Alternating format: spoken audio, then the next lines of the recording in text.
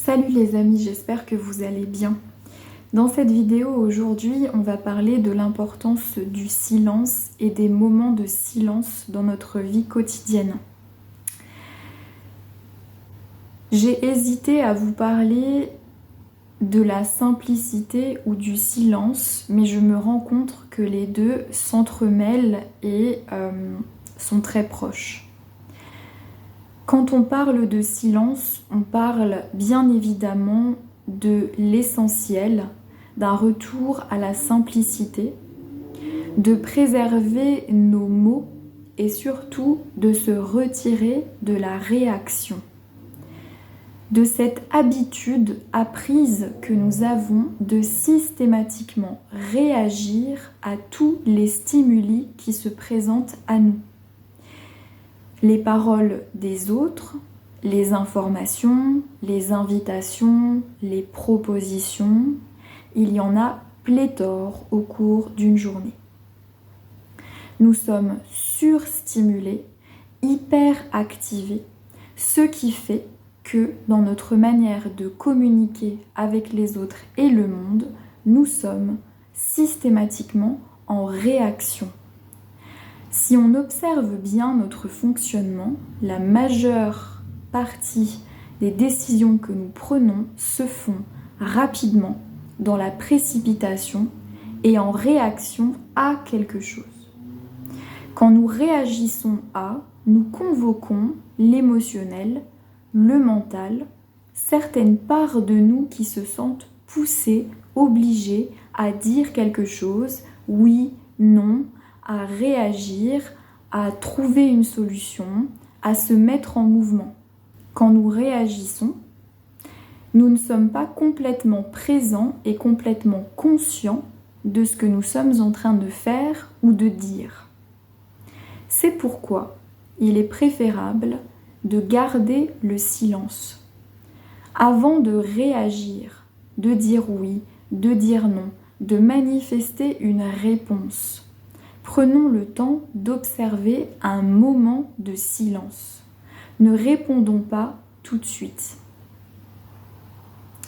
Ainsi, nous pourrons vraiment prendre la mesure de ce qui se vit, de ce qui se joue ici, et nous pourrons dialoguer avec toutes les parts de nous, de manière à ce que quand nous allons donner notre décision, faire un choix ou apporter une réponse, celle-ci soit cohérente et en harmonie avec notre être.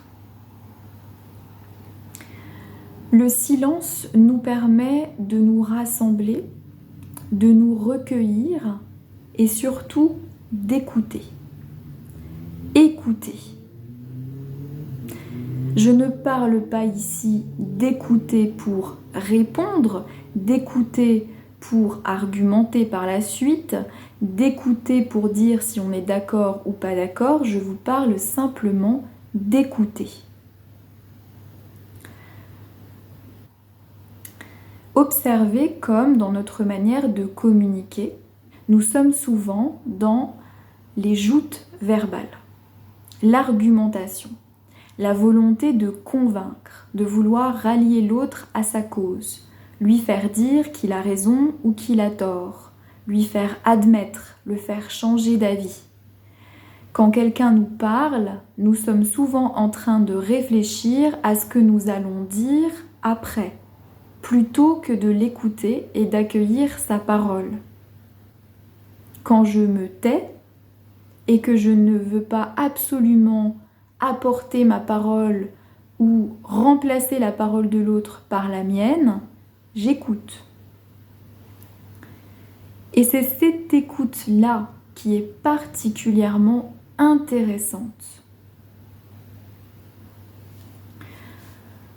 Tout autour de nous, dans la communication qu'on nous propose, que ce soit dans des émissions télé, sur YouTube, les médias, les séries ou les films, on est très souvent dans une communication émotionnelle. Une communication basée sur la réactivité, sur la provocation et sur l'argumentation. On cherche à chaque échange à savoir qui a tort, qui a raison, qui est coupable, qui est victime. Chacun se coupe la parole, ne s'écoute pas, valide ou ne valide pas. Et on voit ça par exemple dans les émissions radio, dans les émissions télé, notamment politiques ou sociologiques. On ne sait pas échanger. Il n'y a pas de dialogue, ni de discussion, puisqu'il n'y a pas d'écoute. On est alors comme dans une arène où chacun de nous est un gladiateur qui doit s'armer de ses mots, de sa parole pour désarmer l'autre et le mettre à terre. Ce qui compte, ce n'est pas d'échanger la parole, de la faire circuler. Ce qui compte, c'est de battre l'autre et de finir vainqueur, pour avoir l'approbation du public, de ceux qui regardent. N'oublions pas que les mots sont porteurs d'énergie, sont porteurs d'un sens. C'est important de savoir sélectionner ses mots, de savoir être précis dans sa parole, clair, et de ne pas s'éparpiller dans le message qu'on veut transmettre. Il pourrait y avoir un véritable échange, une véritable communication, si seulement il y avait l'accueil de la parole de l'autre. Recevoir le message et ne pas systématiquement apporter une réponse.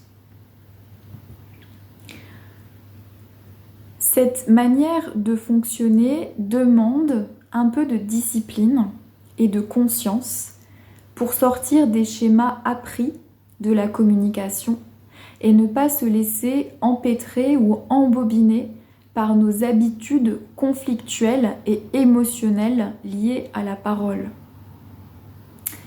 La parole a un sens, une vibration, une nature propre que nous devons apprendre à expérimenter, à vivre, mais de manière différente, en ayant conscience de nos mots, de ce qu'on dit et de leur cohérence avec ce qu'on souhaite exprimer. Quand on parvient à ce degré de précision, à ce degré d'expression-là, on commence à entrer dans ce qu'on appelle la communication vraie, celle qui est au plus proche de ce que je souhaite exprimer, celle qui ne s'éparpille pas dans tous les sens, celle qui est directe, centrée et proche de la vérité. Il n'est pas nécessaire de systématiquement réagir à ce qu'on vous dit. On encourage la réaction parce que la réaction est émotionnelle ou mentale. Un silence vaut mieux que 1000 mots ou que 1000 scènes. Parfois, il est préférable d'observer le silence et de ne rien dire. Parce qu'on ne sait pas quoi dire, parce qu'on ne sait pas comment le dire. Et croyez aussi que quand quelqu'un nous parle mal, est agressif ou espère chez nous provoquer une réaction et qu'il ne l'obtient pas, c'est particulièrement frustrant. Imaginez quelqu'un qui essaye de vous invectiver et de vous piquer en permanence, mais qui n'obtient de vous que le plus grand des silences. C'est frustrant, c'est insatisfaisant parce que vous ne lui donnez pas ce qu'il espère obtenir de vous. Et c'est ainsi que vous préservez votre énergie et que vous apprenez à ne pas gaspiller vos mots. Ne dépensez pas vos mots et votre parole à tout va. Ne gaspillez pas votre énergie auprès de celles et ceux qui ne sont pas prêts et qui ne souhaitent pas apprécier ce que vous êtes ou ce que vous souhaitez partager. Gardez vos mots près de vous, comme quelque chose de précieux, de sacré.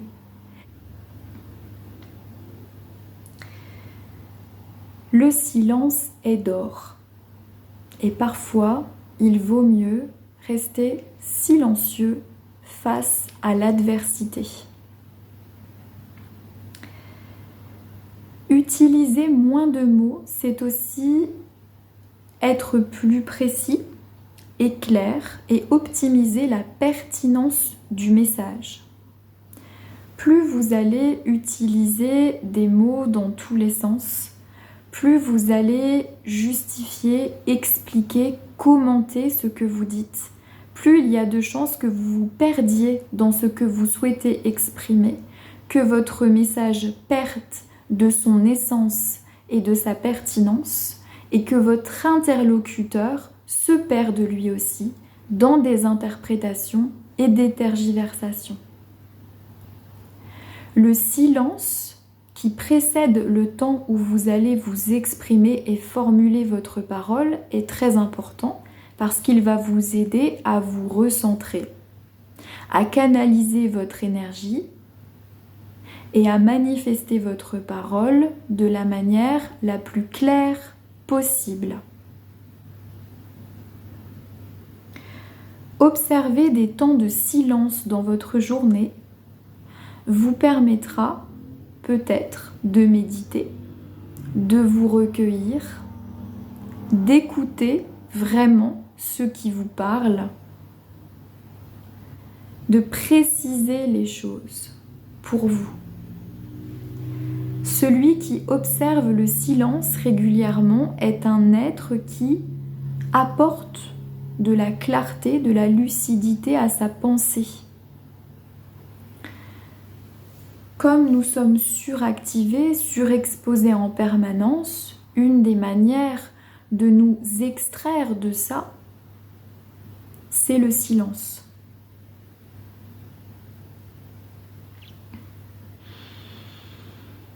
Alors ça demande d'observer, de s'observer, d'observer l'autre, nos interactions, notre communication, notre manière d'être au quotidien et d'instaurer des temps de silence, de recueillement, propices au fait de se recentrer, de se ressourcer, propices à être réceptif et à écouter Dieu, l'univers, la vie, qui peut-être nous parle en permanence, mais qu'on ne peut pas écouter ni accueillir parce que nous avons tout un tas de tribulations mentales qui nous empêchent de le recevoir.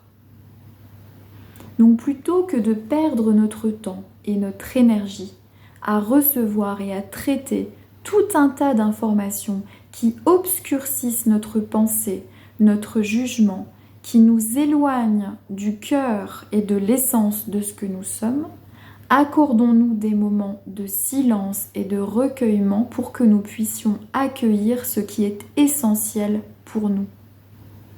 Tout cela, naturellement, nécessite un peu de discipline au quotidien, beaucoup de conscience, mais ça peut nous permettre de garder et de préserver notre énergie et surtout de rester en présence le plus souvent possible. Alors faites de votre silence un allié, du silence un ami, et sachez le rencontrer et l'utiliser au quotidien.